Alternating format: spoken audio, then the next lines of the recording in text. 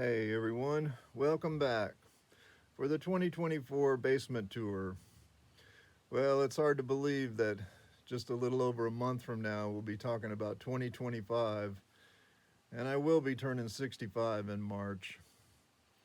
But today I got a message from YouTube that said I uploaded my first video 3 years ago. So in YouTube years, I'm only 3 years old. So, well, my old basement in my old house here has been a great place to winter over plants for me. So I'll give you a look at it today. So let's take a look. Starting up here with this cedar cutting. I try to keep all my ceramic pots here in the basement so they don't freeze. That one's a lemon from a cutting. Doing really good. And I have quite a few Trident maple cuttings back there. Loving the Trident maples from cuttings. And this little tamarack will stay here in the basement, mainly because it's in this pot. This is the best pot I ever found in a junk store in Colorado. It's definitely a Tokonami pot. This tree seems to know it's in a special pot. So here's one of my Portulacaria that's developing for the market in a pot that I made. It has been a great plant to develop for the market. So I do have a lot of cerissas down here in the basement, and they do like to bloom under the lights here. A lot of them have flowers on them. This one's had amazing root growth this summer, planted on a rock. And these are the two that I made in the video about making them for the market. They're both planted on rocks, and this one's having some rock therapy to keep it straight. So this is the Chinese elm that I made in the video. This one's planted on a rock. And the Chinese elms are doing great from cuttings. I've gotten them all from my first 4 that I got from Kim's Nature. Here's one of those trees. So I have lots of cuttings now of them, and I'm off and running with making those. It's going to be a great plant for the market. So I have lots of rabbit foot ferns, and they've been a great plant to propagate and sell at the market. I had good luck with mulberries this summer. That one's a mulberry cutting. It's not the easiest plant to do from a cutting, but I have 5 or 6 of them that are making it. There's a flat of Portulacaria. So the Trident maples have been wonderful trees to propagate. I took all these cuttings early in the spring, and they've done really well. I'll be making lots of these group plantings of them. Really excited about propagating that tree. But the best, most profitable tree has been the Cotoneaster. And this one is the one that I made in the video about making them for the market. And it's developing real nice. I'll leave this wire on all the way through to spring to make sure it's set really well in that shape. Here's 2 that were wired a year ago, and they've set into the shape really nice.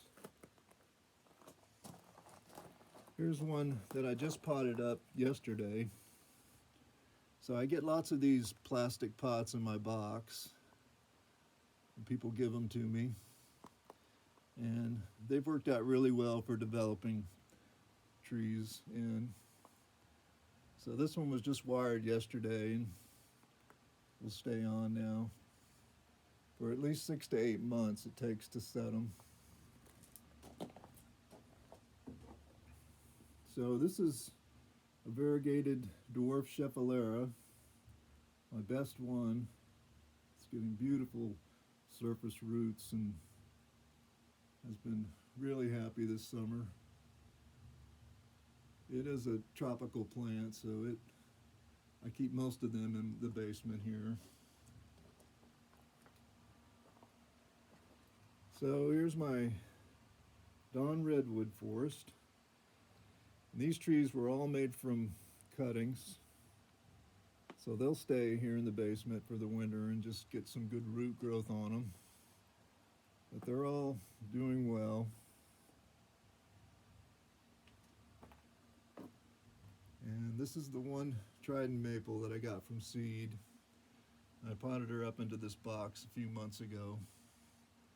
And I'm sure the roots are running in there and will come out really nice in the spring. But these three here are definitely the best three that I have going right now. That's the one that I made in the video. That video's done really well. They do have beautiful muscular roots on them, making them really great plants for root over rock. Really excited about propagating them and making them. So I have in the past had trouble with aphids down here, but I haven't had any yet this year, and I think it's because of these yellow sticky pads.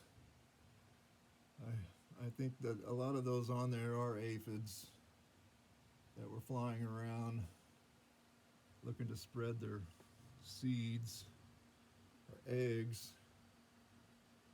And they're a horrible thing to get in a plant room like this. But I know that if I don't have them on this begonia, then I don't have them down here because they love that plant. So fingers crossed I won't have them this year. I'm putting up lots more. I just put this one up today. They're definitely catching bugs.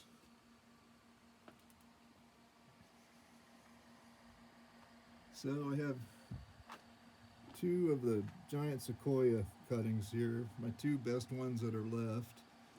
I have sold a couple of them, and they're developing just super nice, growing fast, and I'll continue to take cuttings on them. They're very easy from cuttings. It seems that all of the redwood trees go very easy from cuttings.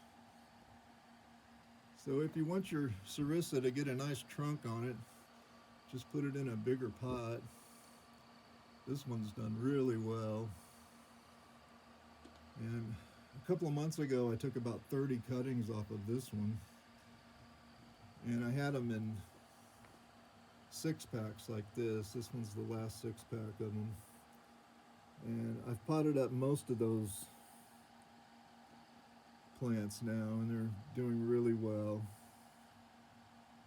So the rest of the Chinese elms from Kim's Nature are on this bench, and they're all doing really well, loving the light.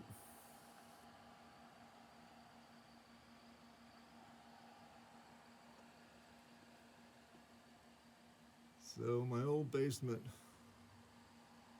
it's working well.